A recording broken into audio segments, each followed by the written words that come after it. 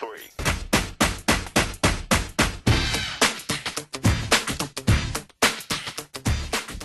Hey everyone, welcome to the Idiomatic Top 3 Episode 2. Dos. I'm Nicholas. I'm the gaming correspondent for Idiomatic. And I am Dimitri, editor-in-chief of idiomatic.com and movie critic. And what are we talking about? Neither gaming nor movies. Yeah, but, we have other interests. Absolutely, and that's why we have this podcast. Yeah. And, following up on our conversation from 2 weeks ago, we're going to now talk about the spin-off series we don't like. Because 2 weeks ago we talked about the spin-off series we did like. Just click on the link. Like, the old episodes are still there for you guys. And they're awesome. If we do say so ourselves. Exactly. So I gotta admit, in terms of bad spin-off series, this was way easier to find than the good ones. Yeah. But almost harder to pick a top 3 because there's just so many of them that are awful. I know. I mean, I think it's just people, this series has a lot of success. What can we do to more cash grab? And that's why I'm guessing the bad ones are more popular. There are more of them, I mean. Yeah. Well, I mean, that's the thing, right? And all spin-off series are cash grabs. Like, even the good ones. It's not like there's never an organic time where you go like, hey, you know what? I'm gonna split my writing staff in two and make this other show, and that's gonna work out for everyone. Like, no. You're trying to make more money. Which is fine, because I don't write for free either. Yeah. But it often leads to some premature concepts that are thought a bit haphazardly. Yeah. And we're going to talk about them. So, let's get started right away. What is your number 3 pick for worst spin-off series? America's Funniest People. A while ago, very long time ago, there was America's Funniest Home Videos. Yeah, that was between the 1980s and the early 1990s. Yeah, with Bob Saget. And I was younger, so I thought it was funny. I even thought Bob Saget was funny. But then, they realized, we can make a second show about that. And the second show was about, people acting funny. Whereas the first show, it's about accidents that happen, people falling down, just random stuff that you see all over the internet now. It was kind of enjoyable. The second show was just people showing off. It was like, oh, look, I can play a trumpet with my nose. It was like, that's great, but that's not funny, And it was just half an hour of people trying to be funny with their home video, but it was very, very painful to watch. I have a theory on how that show came to be. I think what happened was that they were taking videos from the public on America's Funniest Videos. Yeah. And they realized, well, that's kind of made me giggle, but he's so doing it on purpose. I can't take this. Yeah. And then they just put it in the same pile every time that would happen. And then one day a producer at ABC went like, that's a big pile you got there. What is that? And they explained what it was. Yeah. And a spin-off was born. Yeah. I mean, just view it this way, you're sitting in a restaurant, and you see somebody crossing the street, and they fall on their ass and they get up. It's kind of funny, especially if the person's not hurt. But if you're eating at the same restaurant and you see the person getting everybody's attention and then jumping on their ass, that's not funny at all. That's true. And what's funny about it is that they picked the host in almost the same way. It's sort of like Bob Saget, who is this raunchy, great comedian, sort of stumbled onto something that just captured the spirit of the late 80s. Yeah. By being the nice dude with stupid voice, but, you could tell that, that guy's mean in reality. Yeah. Like mean in a good way, but, yeah. And he's, totally ABCing it up so as not to come off too mean. And that balance sort of worked. Yeah. And the same way that you have the perfunctory videos that try too hard on America's Funniest People, you had Dave Coulier. who does try too hard. Exactly. I don't know, people, somebody that makes funny voices never made me laugh, so Coulier was really, yeah, you're great for that show.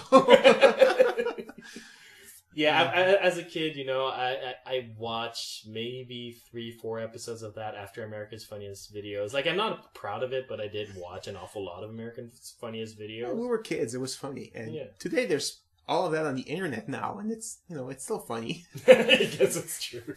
So But yeah, I watch Funniest home videos religiously, but Funniest People, after the first episode, I was like flabbergasted. I was like, what is this? Yeah, I toughed a little bit longer, and I think I probably sat in front of the entire first season as a kid every Sunday. But I can tell you that probably around the 5th episode, I was starting to play with my G.I. Joes at the same time when the second half hour of that block would start. Yep. Anywho. What is your number 3? My number 3 pick for worst spinoff is a spinoff of Jag. Okay. Or rather, a spinoff of Jag. Wow. I'm talking about NCIS Los Angeles. Wow. Now, I will give credit to NCIS Los Angeles for one thing. Yeah. It has a less stupid title than NCIS Crime Scenes Investigators. That's what NCIS means. Exactly. That's what. Because on top of that, it's like Navy NCIS Crime Scenes Investigators. It's like, okay, if you're going to explain what NCIS means in the title, like, put it all after the colon or all before the NCIS. Like, you can't split it up all over the place. Like, this is confusing. But NCIS Los Angeles, much easier to pronounce, much easier to understand as a title, and much easier to recognize as, like, this completely sell-out property. I mean, it's got LL Cool J and Robin from Batman and Robin as masters of disguise, investigating cases in Los Angeles for the military. Sure, why it's not? Night of the 90s has-beens. Yeah, they need money too, you know. And don't get me wrong, I like Chris O'Donnell, and I like LL Cool J. I think they're charismatic actors who deserve a career. Yeah. I just think the two of them together is a little bit too much. It's a little too 90s for me, and, you know... Yeah, I watched a few episodes, and honestly, I cannot differentiate that one from any, random other cop show. You need something to make it special, make it pop, so that, it stands above all the other ones. Yeah, like NCIS actually had the fact that there were military cases, which, even though it's still an NCIS unit, that apparently has gone out the window. Yeah. Like, for example, in one Castle, Castle kind of pops up because of Nate Fillion, and that's pretty much it. But, you watch it because he's hilarious, and he's very good at what he does. So that kind of puts it above it for me, so I watch it. But, if you don't have anything that differentiate the show from anything else, it's just lost in the noise for me. Yeah, I agree. Then, again, and they're masters of disguise. Like, that's actually part of the show as well. Wow. I did not know that was a requirement to work in there. It's like, what does that have to do with the NPs? Like, what does that have to do with military police? I can just see what they fill in to get the job. Like, do you enjoy Halloween as a holiday? It's like they hit no. It's like, okay, you can't have the job. Get out. What I really want to see is Tom Cruise's Jack Reacher kicking their asses one day. That's what I want to see. Yeah, because he's an ex-military investigator as well. It was a military investigator. But moving on! That'd be cool to watch. I agree. Alright, what is your number 2 pick for worst spin-off series? A very forgettable one called Time of Your Life, a spin-off of Party of Five. Which I knew you were going to pick that. I knew it. Really? Yeah. Yeah. So basically Party of Five was winding down. So they figured, let's make a spin-off with one of the characters, secondary character, which was Jennifer Love Hewitt, who was Bailey's girlfriend. Yes. And she looked good at the time, so sure, I'll give it a shot. In fairness, she still kind of looks good. Yeah, she still does, honestly. But now she plays as, a prostitute, so, it's even more fun to watch. At the end, she has a series called The Client List. Oh, really? I didn't know that. Yeah, you're basically a prostitute, so they're not even trying to be subtle anymore. But yeah, I think that boat sailed with heartbreakers. Yeah.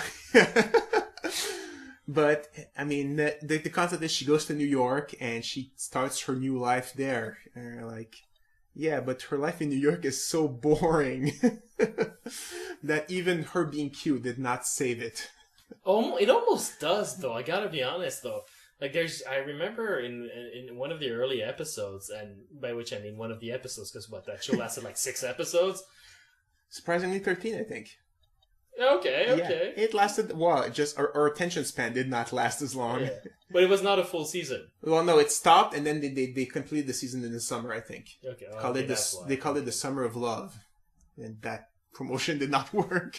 That's kind of cute, though. Yeah, it is. But she's singing in a karaoke bar while pretending to be a bad singer and sort of giggling at the same time, being embarrassed about it. And it's like, well, we know Jennifer Love Hewitt can sing because she's part of the Disney starlets that are turned pop singer actor at the same time, and that was before the days of auto-tuning.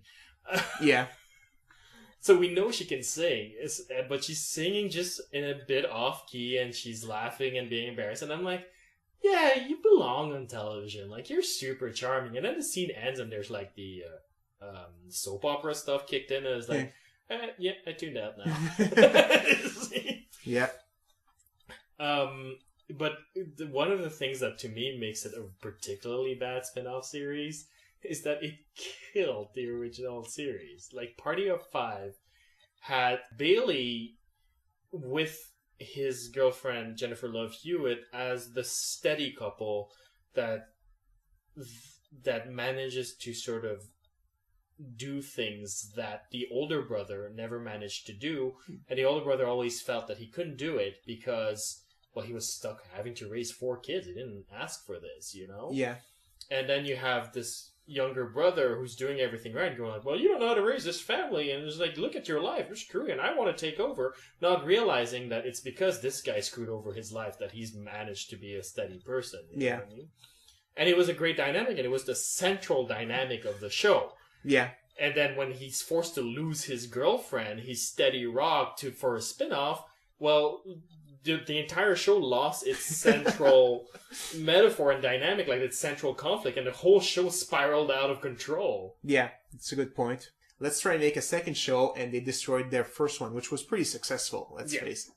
That's a gamble that did not pay off, I guess. No, it's a stupid gamble. Like, okay, I understand you're successful, you want to make a spin-off of something. Yeah. Pick someone else than that character. Yeah. You know? Whom, though, in that? The on-again, off-again girlfriend of the older brother. That wouldn't work. Yeah, I could see that. Yeah, because she's not essential anyway. That's true. Yeah. Of course, I know. I mean, admittedly, I think they mostly wanted to capitalize on Jennifer Love Hewitt's sort of like she was the it thing at the time. Yeah. So they want to capitalize on that, but it kind of worked for me. I watched the first few episodes, and then I stopped because the show was bad. Yeah. It was the rise of the internet anyway. I didn't need to watch the show to see Jennifer Love Hewitt anymore, so it's all good. Yeah, and yet you sat through I Still Know What You Did Last Summer with me. But yeah, that was for Freddie Prinze Jr. He's dreamy, okay?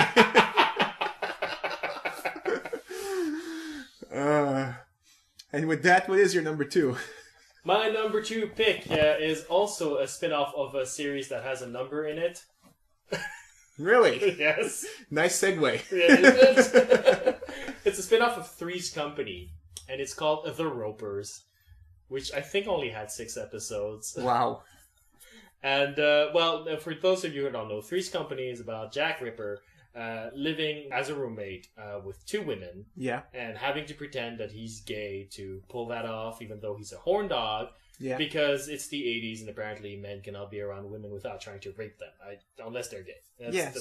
Something like that. Yeah. And his landlord was Mr. and Mrs. Roper. Yeah. So his landlords were Mr. and Mrs. Roper. Technicality. And eventually they left and were replaced by Mr. Farley. Now, I only watched those in syndication, obviously, because this is a show from the early 80s, and I was too young, you know? Yeah. And I always went like, oh, okay, they have a new landlord. Which, when you think about it, like, not that common. That's true. And I later found out it's because, you know, they introduced Mr. Farley and outed Mr. and Mrs. Roper because Mr. and Mrs. Roper were going to get their spinoff. Which I eventually got to see. It's so bad. It's just Mr. Roper being grumpy and Mrs. Roper being not grumpy, but without any neighbors to really be grumpier about it. Exactly. If you're just grumpy for the sake of being grumpy, that's just annoying, really. And in the course of those 6 episodes, they got so desperate for material and comedy. I kid you not. The cast from Three's Company visited them 3 times. Oh, wow. How often do you visit your landlord? No. Seriously. Unless your landlord is like your father or something that's renting you something and you go, I could see that, but no, honestly, come on. And Jack Ripper is still pretending to be gay. It's just complete nonsense. Well, he has to stay consistent, I guess. He's not his landlord anymore. The guy can't kick him out anymore. He doesn't have to care. Yeah. Good point. So, yeah. So, possibly the worst sitcom spinoff I can think of. And I actually am thinking of Joey. Joey was okay. Oh, Joey was bad. Yeah. Yeah, it was. And then, your number 1 pick for worst spinoff series. The Colbert Report. And you might get a lot of hate mail for that, because it is a popular show. It's just, it is so repetitive. I can't stand it. I'm going to watch an episode once in a while. Then you're like, oh, this is funny. I'll watch it next time. And you watch it the next time and you're like, it's kind of the same thing that you did yesterday. And then you watch it the day afterward and it's like, do you have a repertoire of something? Can you show different kind of humor? It's like, okay, you're pretending to be a Republican pundit. And that was probably even funnier like before 2008, Yes. when Republicans had power as well. But right now, Republican Party is kind of like, I don't want to use the word too hardly, but it's kind of in shambles right now. So it's kind of like you're beating up the handicap kid. It's not as funny anymore. Yeah, no, I agree. The first thing you said is principally the reason why I don't like it either. Is it's got one joke. Now it's a hilarious joke made by a very talented comedian. Yes. But it's still one joke. Indeed. And I record the Daily Show on my DVR. Yeah. And I leave always 5 minutes after, just in case the show runs late or anything like that. Yeah. So I always catch the first 5 minutes of Colbert Report. Okay. And every time I'm like, oh, I'm into it. And then it cuts off. Yeah. And I was like, oh, well, after a while of doing this, I eventually always record one episode of Colbert Report. Yeah. And I always realize that those 5 minutes is about all I need. Okay. That's as much as I can take in a row. Yeah. Which is what he had when he was on The Daily Show. He had like 5-minute segments, and he was hilarious. And him playing against Jon Stewart made it even better. But now he's alone. He doesn't have a cast of other people doing stuff with him. So it's like a one-man show with one joke. It's a mean joke, I find, to a certain degree, because the Daily Show makes fun of things from from Jon Stewart's personal bias and view. So he has a liberal mindset, so he sometimes finds it flabbergasting when conservatives say things that don't make sense, and he reacts to it. Fair enough. But Colbert Report, he turns everything that the conservatives say into something stupid, even when what they say is not as stupid as you might think if you're not a liberal. Yeah. And that's, when he was having those 5-minute segments within The Daily Show, it was fine because he could pick and choose and actually choose something absurd. Yeah. At half an hour a day, he's forced to make fun of everything that comes out of the Republican's mouth. And not everything is as stupid as he thinks it is. Yeah. And sometimes he's sort of embarrassing himself a little bit. That's part of the joke, apparently. Yeah. But yeah, it's like once in a while it's good, but I don't think that show should have been made, really. He should have stayed on The Daily Show, or Or do something else as a spin-off show, something that allows him to get out of that Colbert character. Yeah, exactly. So what is your number 1? My number 1 pick for worst spin-off series, and I think you'll agree with me. It is a spin-off of a movie. Oh, cool. Of a beloved movie. Oh, interesting. Yes. I'm talking about The Young Indiana Jones Chronicles. Oh, ho. Wow. Yes. Okay, so let me take you down a trip to early 90s. Yep. when Indiana Jones has had 3 amazing movies, the word Crystal Skulls was not in our vocabulary at that time. All we knew was that Harrison Ford was awesome, and that he was even more awesome when he had a hat. Yeah, and a whip. And a whip. That's what we knew. That's what we thought. And we thought Lucas and Spielberg can do no wrong. Yeah. And then they came off with a TV show called The Young Indiana Jones Chronicles, telling you the previous adventures of Indiana Jones, since Last Crusade sort of felt like an ending. Yeah. One that would not warrant a sequel after that, certainly not one with aliens. Indeed. It sounds like a great idea. Indeed. Yeah, it does. But here's the thing. The first thing they did wrong was they framed it under the idea of an elderly Indiana Jones telling the story to some kid or whatever. Yeah. And already it's like, that hurts, because the last thing I want to do is see an aging Indiana Jones. He was my hero. It comes back to the concept we talked about 2 weeks ago. Like, do not belittle your hero, because the hero is the one we want to be. Yeah, honestly, when I saw that old face there, my heart just sank. Like, what is that? It was really painful to watch. He lost an eye. He was rambling half the time. It was clear that he had become irrelevant as a human being. Like, why are you doing this to us? Yep. And then the story starts, and then you figure, well, at least the flashback is going to be awesome. And it starts with the young Anakin having adventures. That's pretty much it. And it's sort of like, oh, no, too young. Too young. Yeah. And then, well, obviously, because he's a kid, the adventures are super boring, because, what can a kid do without it being, child cruelty?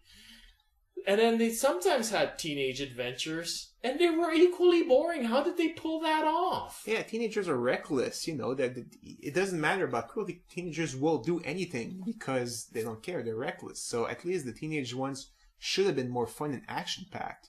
But no, it was still a snooze fest. Oh, I guess my theory is that they wrote, they just wrote the stories. Mm-hmm. And, some guy just split around, randomly, okay, this is young, this is teenager, this is young, this is teenager. So basically, just to give the job to 2 actors, 2 different Indiana Jones, and that's what happened. That's actually entirely possible, though. Because maybe to save on production costs, they might have filmed both, 2 episodes at the same time. One with the teenage one with the kid one. Yeah. That would save on production costs a lot and allow you to pop out more episodes at a time. So that's actually that sounds like a crazy theory, but it's actually quite possible. Nice.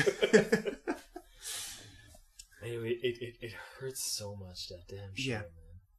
No, I still remember the face of the old Indiana Jones, and first of all, I was confused. Like, aren't you immortal now? What the hell? Yes, because he drank from the chalice. Yeah. So it's like, aren't you immortal? What's happening? And it's not because he left the cave. People say, oh, because he left the cave, he's not going to know. Because one of the knights died of very old age. Very, very old age back. So he shouldn't be that old. And it was like, it was confusing me. But yes, seeing him like that, it was like, oh, this is sad. It really hurts. Yeah. I mean, in retrospect, it probably hurts less now that I've seen Kingdom of the Crystal Skulls, but still. Yeah, yes. Yeah, I'd watch one of those episodes instead of Crystal Skulls, honestly, but that's better. Well, actually, did you see Crystal Skull? I saw parts of it. I couldn't finish it. I really couldn't. I was like, this is too bad. The movie beat me, and it's rare that bad movies beat me. I mean, I was able to watch Zardoz doing other stuff, but I still had Zardoz running, on my computer, and I went through all of Zardoz, and I couldn't finish Crystal Skull. Okay, that's how bad Crystal Skull was. Yeah, well, I'll let you in on a little secret. It only gets worse. Like, where did you cut off? When he's chasing Indiana Jones and with his motorcycle on the train, there is like, where's this going? And I just gave up. Okay, yeah, I can tell you now, it only gets worse. Like, wow. that movie gets progressively worse. But at the same time, though, you might have missed out in the sense that it gets so bad that your mind just gives up and you start laughing. Oh, so it's like a Birdemic, basically. It starts becoming like that. Like when Shia LaBeouf starts swinging in the jungle with monkeys on various vines. Oh my god. And there's the actual Tarzan sound in the background. Oh my god. Like, you're like, oh my god, we're getting close to awesome from the wrong end. We're getting close to it. And then when the aliens show up, you've reached awesome from the wrong end. Wow. A lot of people go like, "Oh, Crystal Skull is horrible because it ruined my childhood." If you're gonna watch it with that spirit, don't put yourself through that torture. Okay. But if you're like, it's a movie and you can accept that it's gonna be bad and that makes it funny, yeah. Oh yeah, watch it till the end. I don't think about the ruining my childhood thing. Never. It's just I just think it was just a cheap cash grab, So the other movies exist and they're great and they were part of my childhood, and this is just a cash grab for plenty of money. I mean, Lucas is associated with it, so of course it's a cash grab. Yeah. But it's a cash grab where the cash is going to go to a very good cause, apparently. Yeah. But yeah, no, but that's the redeeming thing for me about Young Indiana Jones Chronicles. It's that it prepared me for Crystal Skulls. Where everybody who didn't watch that series were going like, what did it do to my hero? And I'm like, been there, done that. Wow. Good point. Anyway, that's our top 3 worst spin-off series. And that's it for us this week. Yeah. So, if you want to share with us your worst experiences with TV spin-offs, you can write us at mail@idiomanic.com or post a comment at idiomanic.com. We're also always looking for new topics, so please share them with us. Yeah. Alright. See you next time. See you next time.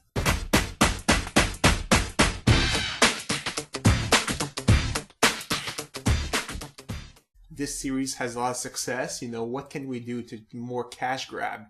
And that's why I'm guessing the bad ones are more popular. There are more of them, I mean. Yeah. Well, I mean, that's the thing, right? And all spin-off series are cash grabs. Like, even the good ones. It's not like there's never an organic time where you go like, hey, you know what? I'm gonna split my writing staff in 2 and make this other show, and that's gonna work out for everyone. Like, no. You're trying to make more money. Which is fine, because I don't write for free either. Yeah. But it often leads to some premature concepts that are thought a bit haphazardly. Yeah. And we're gonna talk about them. So, let's get started right away. What is your number 3 pick for worst spin-off series? America's Funniest People. A while ago, very long time ago, there was America's Funniest Home Videos. Yeah, that was between the 1980s and the early 1990s. Yeah, with Bob Saget. And I was younger, so I thought it was funny. I even thought Bob Saget was funny. But then, they realized, we can make a second show about that. And the second show was about, people acting funny. And, following up on our conversation from 2 weeks ago, we're going to now talk about the spin-off series we don't like. Because 2 weeks ago, we talked about the spin-off series we did like. Just click on the link. Like, the old episodes are still there for you guys. And they're awesome. If we do say so ourselves. Exactly. So, I gotta admit, in terms of bad spin-off series, this was way easier to find than the good ones. Yeah. But almost harder to pick a top 3 because there's just so many of them that are awful. I know. I mean, I think it's just people, 1, 2, 3.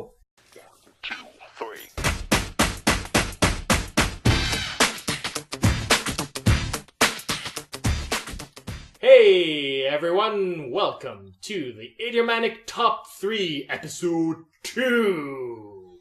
Dos. I'm Nicholas. I'm the gaming correspondent for Idiomatic. And I am Dimitri, editor-in-chief of Idiomanic.com and movie critic.